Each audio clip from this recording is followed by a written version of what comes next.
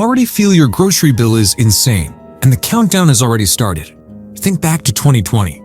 For most people, a full cart for the week might have been $80, $100, maybe $120. Today, that same cart can hit $140, $160, or more. In the comments, write those two numbers side by side, your then and your now. When you see everyone else's answers, you will realize how many people are on the same track as you. Here is the strange part. If you listen to officials, they say food inflation is now moderate. They point to charts that show prices rising only a few percent this year. On paper, it sounds calm. In real life, you feel squeezed every time you swipe your card. So what is going on? The key is that these small increases are landing on top of the huge jumps from the last few years. Prices took off in 2021 and 2022, then never came back down. Every mild increase now stacks on a much more expensive starting point. That is how a normal family can drift toward paying almost twice as much in less than a decade, without anyone's shocking moment. Behind that slow grind is a real food crisis, not a buzzword. Reports show more than 1 in 8 households struggling to afford enough to eat at some point in the year. Food banks are seeing longer lines. Churches and community centers are feeding people who used to be steady middle class. Have you noticed more people in your area asking for help with food, either out loud or in small hints? At the same time, key tools that tracked hunger in this country are being shut down, and major food help programs are being cut back. The numbers that should warn us are going dark right when families feel the most pressure. That is the backdrop. Now let us look at how the place you shop is changing and why the stores you count on might be quietly setting you up for an even higher bill in the years ahead. To make it worse, the government recently moved to cancel a long-running national survey that measures food insecurity, ending a decades-long effort to track hunger. Critics say it hides the scale of the problem right when food insecurity is rising and federal food help is being cut back. That is the backdrop. Now, let us talk about how the place you shop is changing too. Even if prices froze tomorrow, the map of where you buy food is already collapsing. You have probably heard the phrase retail apocalypse for years, but this year is another rough chapter. Analysts expect far more stores to close than open. Many low-cost retailers are vanishing. You might think, so what? That is just mall fashion. That will not touch my groceries. But it does. When discounters, small local grocers, and mid-tier chains close, large chains and convenience stores fill the gap. The cheap options disappear.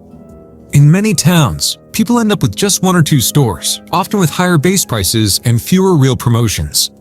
Have you seen a local discount grocer or dollar store near you close recently? Did your choices shrink, or do you now drive farther just to find a decent price? Now we reach the policy layer. A lot of this squeeze is not random or bad luck. It is shaped by rules from Washington. This is where SNAP cuts, farm labor fights, and tariff games show up in your pantry. Start with food assistance. SNAP, the main food stamp program, has already seen tighter work rules and eligibility changes. When people lose help, they still need to eat. That extra demand shifts toward food banks, cheaper processed items, and often higher credit card balances just to keep the fridge stocked. If you or someone you know uses SNAP, you know how thin the margin is near the end of the month. Tell me in the comments if your benefits still match your real bill. Now look at workers. Mass deportation plans and a stricter border approach create serious farm labor shortages. If there are fewer workers to pick, pack, and process food, costs rise. Crops can rot in fields. Meat plants may slow production. Have you heard farmers in your area talk about trouble finding workers or about raising wages just to keep crews together? Then there are the tariffs.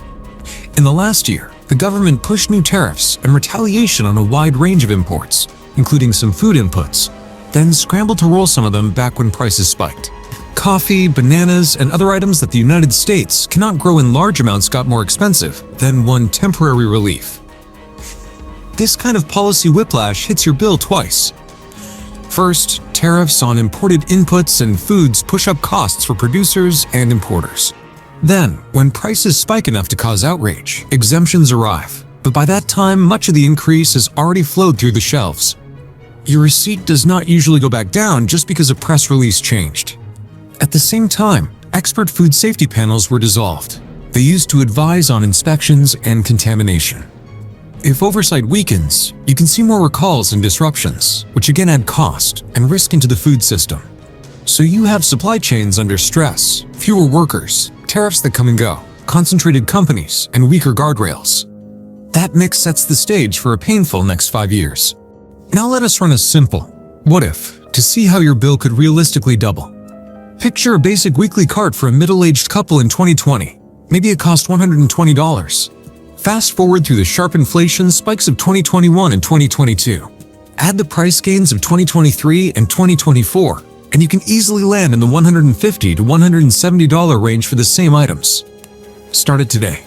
Food prices rise a few percent this year, and again next year, with faster jumps in beef, eggs, sugar, sweets, and soft drinks.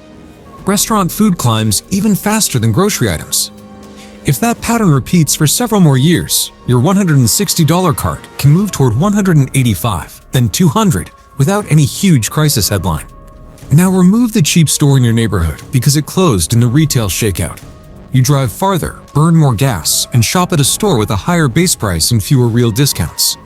Maybe you lose SNAP benefits along the way due to new work rules, or your benefits do not keep pace with prices. The gap between what food costs and what help you have grows wider each year. Have you already started cutting items from your list just to keep the total under control? What did you cut first? Fresh fruit? Meat? Snacks for your kids? Tell me in the comments which items disappeared from your cart first when money got tight. Now, add shrinkflation. Packages that quietly shrink from 16 ounces to 14 while the price stays the same. Multi-packs that lose one item. Family-size bags that are not really family size anymore. You do not always notice, but you end up buying more just to get the same amount of food. Put all of that together, and you can see a path where your normal grocery bill looks almost twice as large 10 years after 2020, even without another huge spike. So, what can you actually do when you cannot control tariffs, store closures, or immigration policy? First, drop the idea that this is all your fault. Your bill reflects policy choices, corporate choices, and years of inflation, not just your skill as a shopper. Second, watch unit prices, not just sticker prices.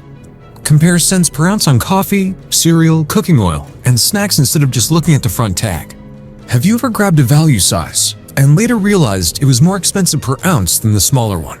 Share any tricks you use to beat shrinkflation in the comments, because other people can copy them. Third, adjust a few big habits. That could mean shifting some restaurant meals to home cooking or swapping some beef for cheaper proteins when beef leads the price race. Small changes in your regular routines often matter more than rare extreme cuts. Finally, stay loud. Call your representatives when food help programs shrink or when watchdog surveys get canceled. You might think nobody listens, but leaders track anger about grocery prices very closely because people feel it every single week. Here is what you can do now. Comment with how much your normal grocery trip cost in 2020 and how much it costs you today. If even one part of this video explained what you are feeling at the checkout, tap like so more shoppers see it. Share this with a friend or parent who keeps saying, groceries are insane now, but never sees the reasons behind it. And if you want clear, no-nonsense breakdowns that help you protect your money in times like this, hit subscribe and turn on all notifications.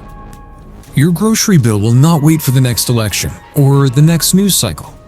It is already telling you a story every time you swipe your card. The question is whether you keep guessing in the dark or join a community that actually understands what is coming next.